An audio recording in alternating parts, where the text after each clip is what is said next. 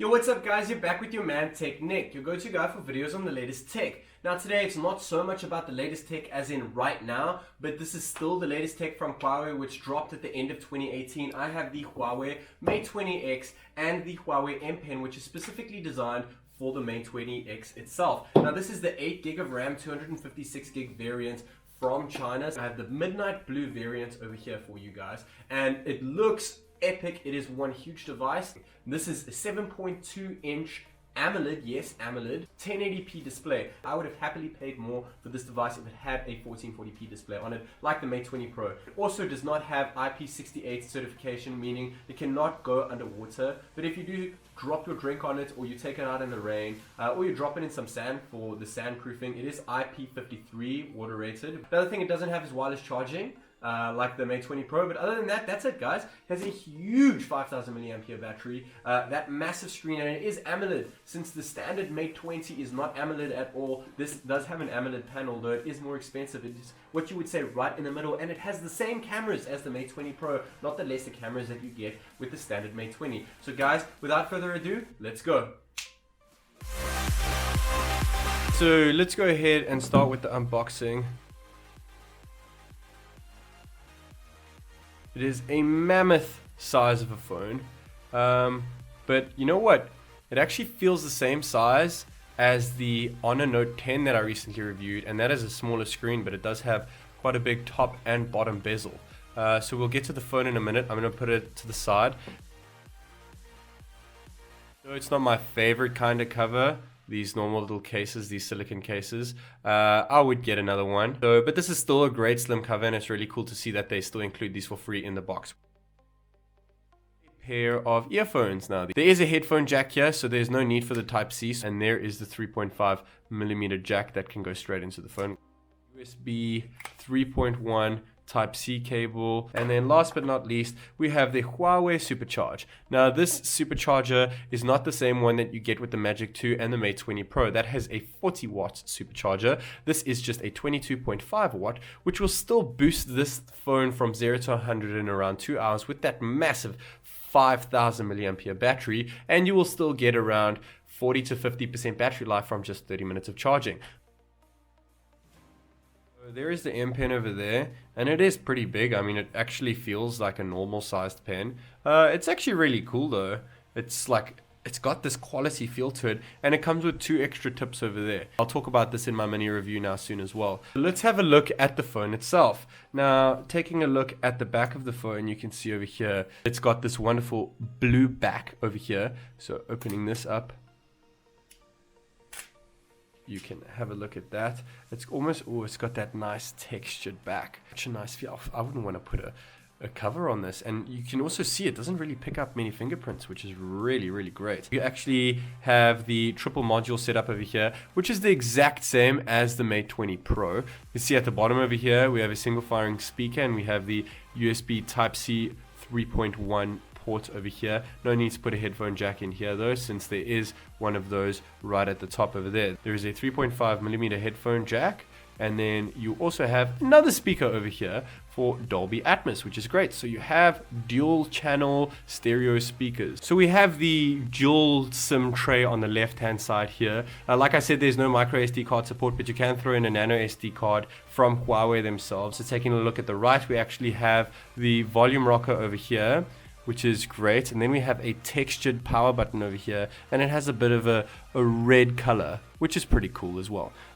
Actually, there is a screen protector on here. I can see it, and that's always great to see. I like it when they put one on. You can actually see over here. So everything that I do today, it's going to be with a screen protector on.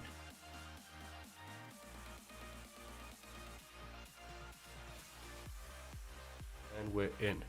So looking at this display, I actually can't see any form of pixelization. So as I was saying before, it would have been great to have a 1440p panel here. Maybe you don't need one. These colors and the detail of this picture look incredible. Roll your finger. There it is. There's the fingerprint sensor cut out. Nice, perfectly round. It's not too high up. 2, 3. Dead. Super fast. Super fast. If you guys saw my Honor View 20 video, I was really impressed with the speeds, and this is on par with that when it comes to unlocking your phone using the fingerprint sensor. Mad quick. Okay, it's got my face enrolled there. and direct unlock. Let's see what it's like. Super fast. So I'm gonna go ahead and set up the phone, set up the pen, get it all ready for you guys, and bring you guys my initial thoughts on the Mate 20X. Hey guys, so now I've officially gone and set up the Mate 20X. I did throw on the case and it is quite great. It does make the phone feel a lot less premium if you ask me. So if you do want the phone feeling nice, elegant and premium, either ditch the case or go ahead and buy yourself one of the nice Huawei made cases. Either this pen, the M pen, is really sharp, or this is a seriously terrible screen protector. I'm not sure if you guys can actually see it, but you can actually see it has left marks from what I've written on the screen. Unlike the Pro, there is no under display fingerprint sensor here, which I actually prefer since I do enjoy the rear mounted physical fingerprint sensors since they are quicker and a lot more reliable. I did pull out my Honor View 20, which I reviewed for you guys recently, and I still stated that is the fastest Face ID I've ever tested in a phone. Sometimes the Mate 20X does it quicker and sometimes the View 20 does it quicker. So it seems like Huawei's software is optimized so well for the facial recognition. Okay, so you're welcome to EMUI 9.0 and over Android 9 Pie. If you go into battery, there's actually an option for darken interface colors, and I really like dark modes on phones, so it's really cool to see Huawei do this. Now, talking about features, you get the standard EMUI features that you would on any other Huawei or on a phone. Like I said, some of them are very useful in my other reviews and others are just completely pointless. Double tap knuckle to take a screenshot. It's great, it's there if you want it, but to me it's just stupid. You know, there's a couple others that are also dumb, but there are some nifty ones such as High Touch. Now what High Touch does is if you go into an app that is in a different language, so you simply just use both your fingers, place them on the screen, and then you hit translate screen. Now this is really great for me or other people that need to translate their phone screens. Another way of doing this is actually with the use of the M Pen.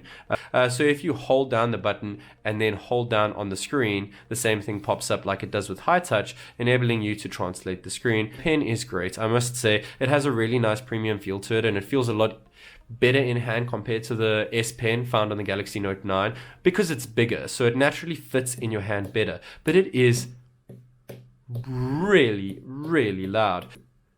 There we go. One tap and you open up the Notepad. Now when you write with your note, you can pretty much, the built-in Notepad over here, there's no paintbrush or anything. It's pretty much just this little pen that they give you with different thickness modes and different colors over here. So if you choose a color and you go with the medium thickness, I mean, it's really loud, but it does a really good job. It's really accurate. And the harder you push, the thicker the pen goes, and the lighter you push, the thinner it goes. So its pressure sensitivity is on par with Samsung, I would say. Now another thing I love about my Samsung Galaxy Note 9 is that you could rest your hand on here and you can still write, which you can do on here as well, which is great. The Note 9 has its nice little dedicated spot where you can just pop the pen into. Huawei Mate 20X, there is no option for that. So once you're done with your pen, you pretty much have to either put it in your jacket pocket, throw it in your bag, or just leave it at home.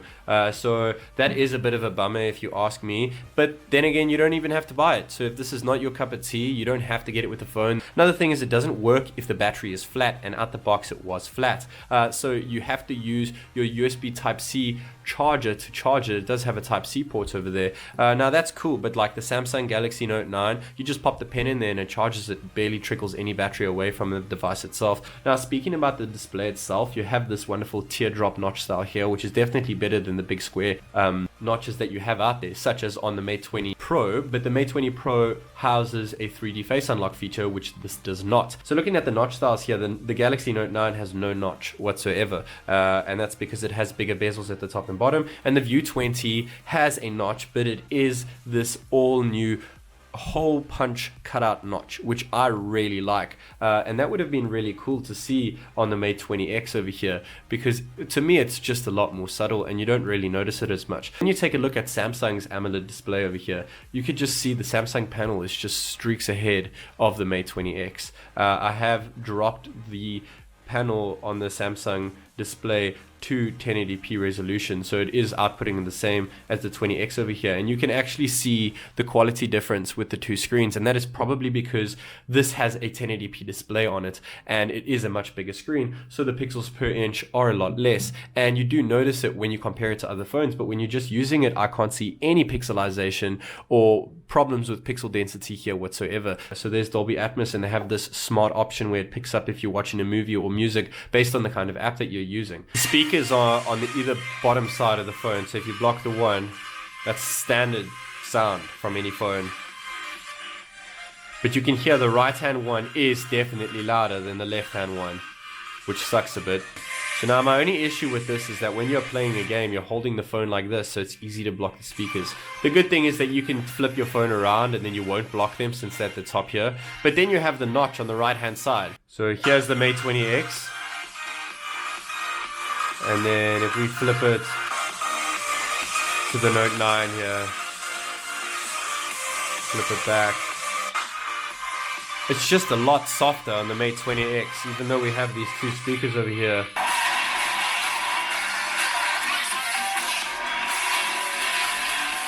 So it has liquid cooling like the Honor Note 10 and the wonderful Honor View 20 that I've recently reviewed for you guys. The pipe is actually a 9 heat disposition layer which runs from the camera module through to the CPU all the way down to the bottom where you charge your phone, and it automatically detects where the heat is coming from using AI to keep things cool. Looking at the benchmark scores, I did take a couple pictures, and if you look at this doesn't look too impressive, and that is because when you go into battery, you can actually see performance mode here, and it is off at the moment. It comes like that, and that is because it uses more battery, but you have 5,000 milliamperes here, guys, so don't be shy to just keep that on and leave it on. Your device may get a little bit warmer, but not by much thanks to that pipe. So when you look at the score of 274,000, it doesn't sound like much considering the leaks of the Snapdragon 855 coming out. And this Kirin 980 is supposed to hold you until the next Kirin 990 coming out at the end of 2019. So this is pretty much on par with other Snapdragon 845 devices, but it was pretty cool. So 28 degrees temperature on the battery and 27 degrees Celsius on the CPU. That's really, really good temps. And when you do throw on the performance mode, you can instantly see the difference with the Antutu benchmarks results, and it's just completely blown out of the water. It's really impressive, and it's right there at the top with the other top dogs. And if you take a look at the temperature here, once again, 28 degrees Celsius on the battery and 27 degrees Celsius on the CPU. No difference in heat here at all, even with the performance mode on. It doesn't really overheat at the back, and you really don't feel it with that silicone cover case that you get with the phone at all. The Mate 20X has the exact same camera module found on the back of the one on the Huawei Mate 20 Pro. A dual LED flash over here. Then we have a main camera at the top with 40 megapixels with an aperture of f1.8. It's a wide camera which has PDAF and laser autofocus. Then the secondary camera is an ultra wide 20 megapixel lens, and that is for ultra wide shots. That has an aperture of f2.2, and you guys can instantly see the difference with that ultra wide angle.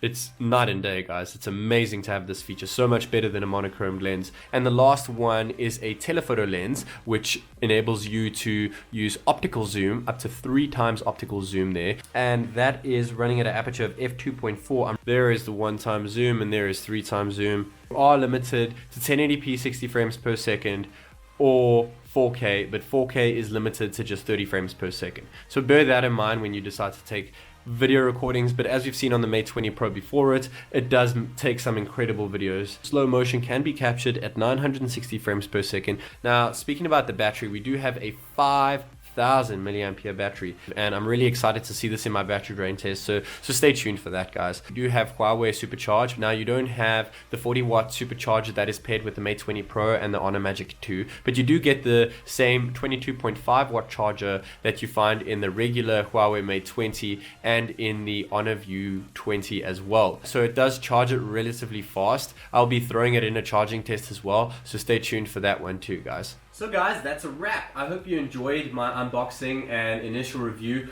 of the Huawei Mate 20X. And my thoughts of it so far are mainly positive. since this is packing the exact same camera module that you find on the Mate 20 Pro. And talking about the Mate 20 Pro, which the Mate 20 Pro has a 4,200 mAh battery and this has a 5,000 mAh battery, which is even bigger, but then again the screen is bigger. So you're looking at pretty similar times of around 8 to 9 screen on hours, which is still mad impressive. Another thing with this battery is charging it up. 0 to 30 minutes, it hits about 50%, which is still ridiculously fast when it's 22.5 watt charger paired in the box. But there's no wireless charging in here, which the Pro does have. There is no 1440p display on here. This does pack in a 7.2 inch AMOLED panel though, which is impressive to say the least. I really like this panel. I don't see any pixelization and it doesn't really bother me when it comes to quality, but when you do put it next to a phone that is smaller with the same resolution, you do see a bit of detail difference, though it's not much. Guys, there are pretty much no bezels. The only complaint that I would have with this no bezel-less design is that the notch is at the top there, so if you do want to get the best sound coming from the speakers and not block them out when you do use your phone for gaming, you're going to have to flip it the other way around, which throws the chin on the left hand side and the notch to the right. It has a Kirin 980 processing chip in it, which is currently the best 7nm Android chip out there. I'm really impressed with this. It is super cool. It looks extremely elegant. The feel of it is really amazing. Another thing about the phone is you can pair it wirelessly or wired to an external monitor, and you can use it as a desktop mode, which I have showed in my Honor View 20 review I've recently done. So check that out if you want to see more details on connecting it to an external monitor and using it as a desktop itself. There is a liquid cooling pipe in here, so things keep pretty cool at under 30 degrees Celsius, which is also great. Another thing is this wonderful M Pen over here. Though it is great and it is Huawei's first iteration of it, it is made specifically for the Mate 20X, so you cannot use it with any other Mate device. It is a bit big. It feels nice to use as if it's a normal pen, but there's just nowhere to put it. I have to physically charge through the back of it. It is a bit loud. This is about $800 for the 6 gigs of RAM version and $900 for the bigger brother, 256 gigs of storage and 8 gigs of RAM. And that is not that bad, but it is still double the price of the Honor View 20, guys. And I just have to say that that little phone does so much right. But nevertheless, if you want a phone with the biggest possible screen, there is no better phone out there than the Mate 20X, guys. That wraps up my unboxing and review of the Huawei Mate 20X. I hope you guys enjoyed the video as much as I did making it. Hit that subscribe button down below if you have yet to do so. Smash that notification bell so that you get to see my videos as soon as they get uploaded. Until next time, guys, this is TechNick.